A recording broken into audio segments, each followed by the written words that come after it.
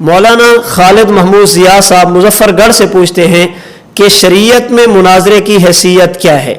شریعت میں مناظرے کی حیثیت وہ ہے جسے علامہ حسکفی رحمہ اللہ نے الدر المختار کی 9ویں جلد صفحہ 406 پر لکھا۔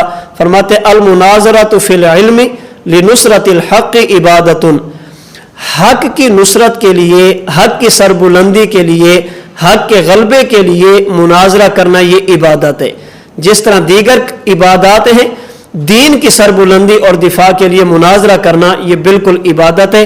یہ علامہ حسکفی رحمۃ اللہ علیہ نے لکھا ہے۔ آگے فرماتے ہیں اگر کوئی بندہ ایسا ہو جس کا مقصد کسی مسلمان کو ذلیل کرنا ہو، جس کا مقصد اپنے علم کا اظہار ہو، جس کا مقصد مال اور دنیا کا حصول ہو، اس بندے کے لیے مناظرہ کرنا حرام ہے۔ اور یہ صرف مناظرہ نہیں بلکہ ہر دین کا کام جس میں کسی مسلمان کی ذلت مقصود ہو، جس میں شہرت مقصود ہو، جس میں دنیا مقصود ہو، وہ کام کرنا ٹھیک نہیں ہوگا۔ اور ایسا کام کرنے والا بندہ اجر و ثواب کی بجائے وعید کا مستحق ہوگا، سزا کا مستحق ہوگا۔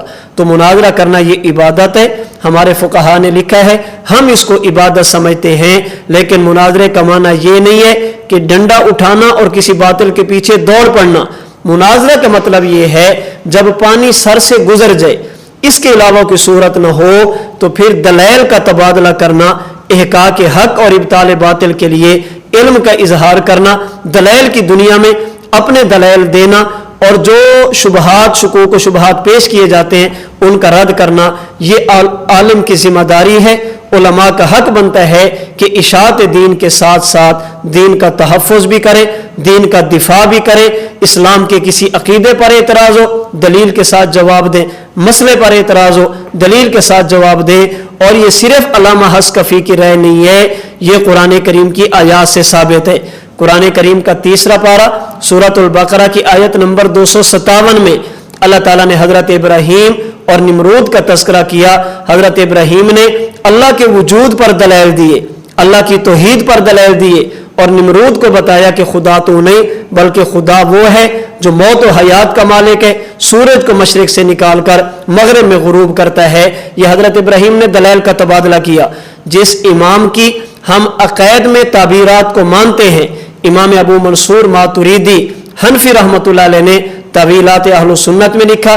علامہ نصفی حنفی رحمۃ اللہ علیہ نے تفسیر مدارک، تفسیر نصفی میں لکھا، اور حضرت مولانا محمد ادریس کاندری رحمۃ اللہ علیہ نے تفسیر معارف القرآن میں سورۃ البقرہ کی آیت نمبر 257 کو مناظرہ کے جواز کی دلیل کے طور پر پیش کیا ہے۔ اسی طرح قرآن کریم کا 14واں پارہ سورۃ النحل میں ہے۔ سورۃ النحل میں اللہ رب العزت نے جدال بالاحسن کا جناب رسول اللہ صلی اللہ علیہ وسلم کو حکم دیا۔ اس کی تفسیر کرتے ہوئے علامہ نصفی رحمۃ اللہ علیہ فرماتے ہیں ہوا رد علی من یقبل مناظرۃ فی الدین، جو شخص یہ کہتا ہے کہ مناظرے کی ضرورت نہیں ہے، یہ مناظرہ فساد کا ذریعہ ہے، مناظرہ بھی دین کا حصہ ہے۔ جو بندہ مناظرے کا انکار کرے، قرآن کریم کی 14ویں پارے کی سورہ نحل کی یہ آیت اس بندے کی بات کی تردید کرتی ہے، اس کی بات قابل التفات نہیں ہے، اس کی بات کو قبول نہیں کرنا چاہیے۔ باقی اگر کوئی بندہ یہ کہتا ہے اس کا اس فن پر مطالعہ نہیں ہوگا، اس بندے کی یہ فیلڈ نہیں ہوگی، اس کی فیلڈ دوسری ہو سکتی ہے، لکل فن رجال، وہ اپنے فن کا آدمی ہوگا۔ لیکن ہمیں چاہیے ایسے موقع پر جس فن میں کام کریں، کسی دوسرے اہل حق فن والے کی تردید بھی نہ کریں اور فن والوں کے کام کو غلط بھی نہ کہیں۔ دین کے معاملے میں ہم ایک دوسرے کے معاون، مددگار اور ایک دوسرے کے ساتھ مل کر چلنے والے بنے۔ جتنا دین کا کام کر سکتے ہیں کرنا چاہیے، جو نہیں کر سکتے اللہ سے دعا کرنی چاہیے کہ دنیا کے جس کونے میں اہل حق کی جو جماعت، جو ادارے، جو تحریکیں، جو افراد دین کے جس شعبے میں کام کر رہے ہیں، اللہ ان کے کام کو قبول فرمائے، اللہ ان کی مدد اور نصرت فرمائے، اللہ ان کی غیبی مدد فرمائے، اور ان کو اس کام کے لیے جتنے اسباب کی ضرورت ہے اللہ رب العزت اپنے خزانہ غیب سے ان کو اسباب بھی عطا فرما دے۔